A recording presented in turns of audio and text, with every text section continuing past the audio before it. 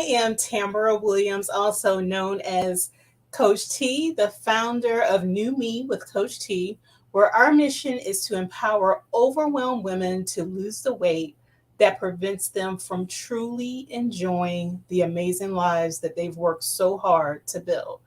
So, in today's broadcast, we're going to talk about motivation. So, one of the questions that I ask the members of my community when they come into our Facebook group is, what are you struggling with? What are some of the obstacles to your weight loss journey? And one of the ones that comes up over and over again is motivation. So, we're going to talk about 5 tips to maintaining motivation.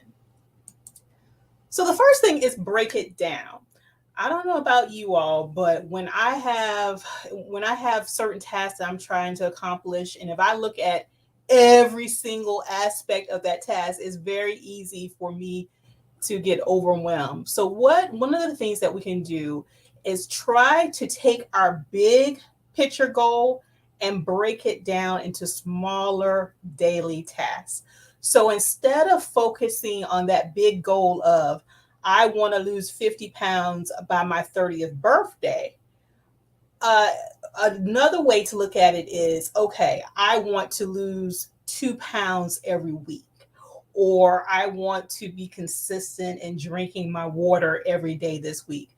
That's a lot more manageable than to think about if your 30th birthday is 11 months away and you're just focusing on that one thing. That can be overwhelming. But if we just take it and break it up and just say that, okay, this week my goal is to lose 2 pounds, or this week my goal is to do 2 days of 30 minutes of activity. Those are more manageable goals. The next thing, compete to complete. Okay. Now, when we talk about competition, I'm not talking about competing with other people.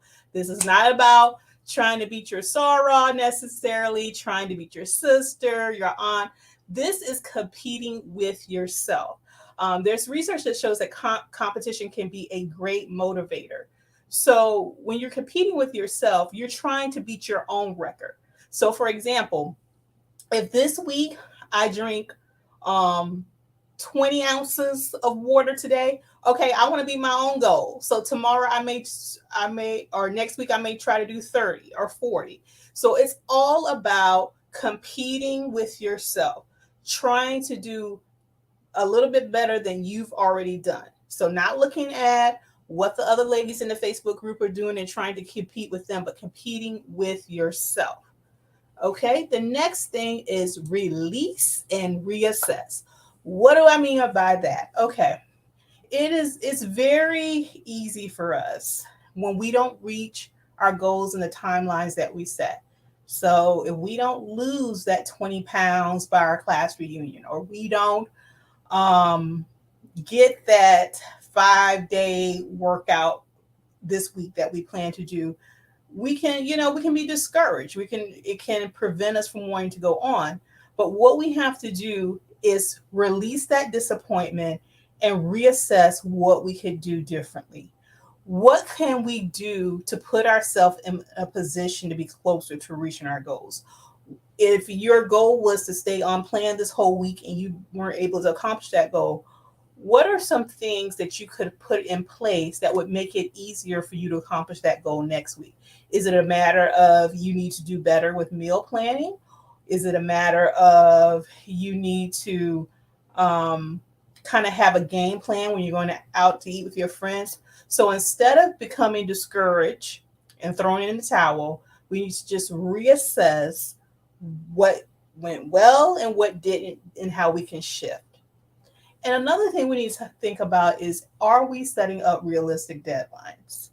Is it realistic for us to say that I am going to do an hour and a half of cardio in the gym when I haven't worked out in 2 years? Okay, goal. So we need to be honest with ourselves and set realistic goals and deadlines. And our next thing is want it, not wish it. Okay, so what do I mean by that? Wishing implies that we would like to do it, but guess what? We don't want it. It's not enough of a desire for us to actually work for it. And you know what? We don't really expect to receive it. We say it, but we don't expect to receive it. Now, the difference with wanting something means that we're willing to work to get it and we expect to earn it. Prime example, I wanted to get my hair done. So, what did I do? I went on my hairdresser's calendar. I set the appointment. I showed up for the appointment. She did it and I paid for it because I wanted it. Now, there are other things that I say that I want, but guess what? To be honest, I have not put the work forward that I need to get those things. So guess what? It really isn't a want, it's a wish. So that's I want you all to do that. After this broadcast, I want you to take some time. Take a piece of paper. I want you to have two columns, want it and wish it. What things are you truly wanting in your life? Meaning you're working towards it. You're actively pursuing it versus things that you're wishing for.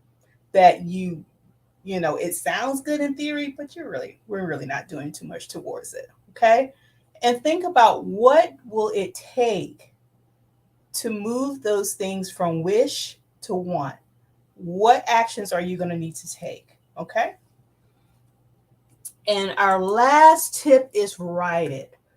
So our mindset is so important with us reaching our weight loss goals. We can eat well, we can work out, but if we don't have the right mindset, that is going to be a hindrance to our goals. So one of the things that I challenge my clients in our group settings and my one-on-one is to have an identity statement or just have affirmations. So what that entails is declaring who you are and then write that down and put it where a place where you're visible. So it can be, I am a whole, healthy woman. I am a daughter of the Most High who takes care of her health.